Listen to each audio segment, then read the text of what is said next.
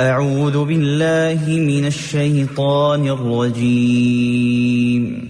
I seek refuge with Allah from Satan the outcast. فلعلك باخع نفسك على آثارهم إن لم يؤمنوا بهذا الحديث أسفا. Perhaps you may destroy yourself with grief, chasing after them, if they do not believe in this information.